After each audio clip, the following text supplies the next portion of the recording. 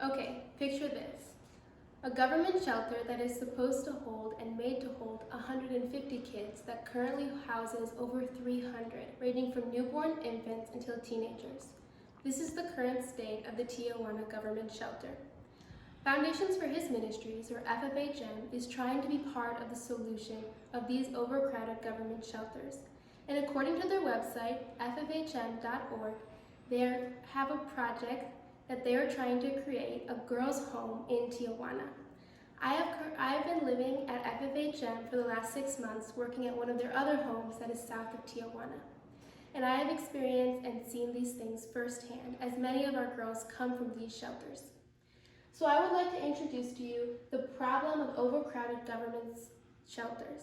Second, I would like to tell you about the solution that FFHM has proposed to create a teenage girls' home in the city. And third, I would like to talk to you about the benefits of this home and the devastating costs, and the hope that we have to break this devastating cycle. So first of all, I would like to introduce you to the problem. Overcrowded government shelters are very common in Mexico. These kids that are meant to live in these shelters for 1 or 2 weeks on an emergency basis have now lived there for many months and some years. Some have grown up there. And according to Rachel Linnell, who currently lives and is preparing this children's home in Tijuana, every day that the girls spend living in these shelters is another day where they are reminded of the lie that they are abandoned, forgotten, unimportant, and unloved. And according to an article written by Dr. Jonas Webb in 2012 called Overcoming Abandonment, the kids that are experiencing abandonment as children are having 3 main problems as adults, and that is overwhelming feelings of guilt and shame, the inability to trust other people, and the inability to recognize their own self-worth. So the problem is great. And now I would like to introduce you to the solution that Foundations for His Ministries proposes, and that is a teenage girls' home in the city. They currently have this building and are preparing and furnishing the building in order to prepare for the possible entrance of 20 teenage girls as soon as January 2021. Pictured here are the teenage girls that currently live here at this home, and then many have been rescued from the home in the shelters in Tijuana and the other big cities of Mexico. Pictured with them is Brooke Foster, who will be working and serving and leading this home in Tijuana. So you have heard about the need, the problem, and the proposed solution. And now I would like to talk to you about the benefits of this home and the cost of not being able to leave the shelters for these girls. The benefits are very high. First of all, the girls will be introduced to an education. They will have the opportunity to graduate middle school, to go on to high school, and to even pursue a college education, which is a very big deal.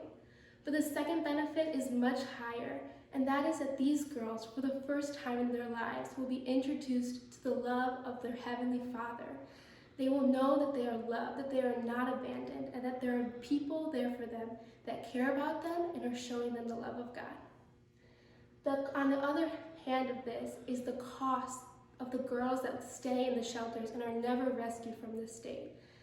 And according to Julia Gallegos in 2012, in her study on orphans living in shelters called Behavior Change, the girls that grow up in these shelters are plagued with anxiety and depression that when they grow up with no intervention of these feelings, they lead to very negative consequences. The reality for these girls living in Tijuana and the reality of their negative consequences is really grave. Many of these girls end up running away when they age out of the shelter when they're only 13, 14, or 15, according to an interview that I had with Brooke Foster. And because of this, they run away to the only place that will take them, which is the red light district in Tijuana called Zona Norte.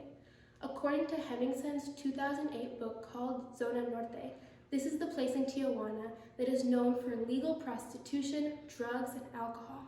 This is the place that these young girls are running away to because they have nowhere else to go and they have no other hope.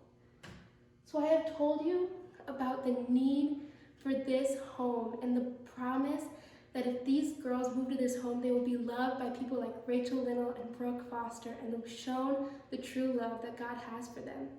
So now I want to introduce to you a way that you can support these girls. First of all, please be praying for them. These are the girls that I get to work with every day that have been saved from the shelters.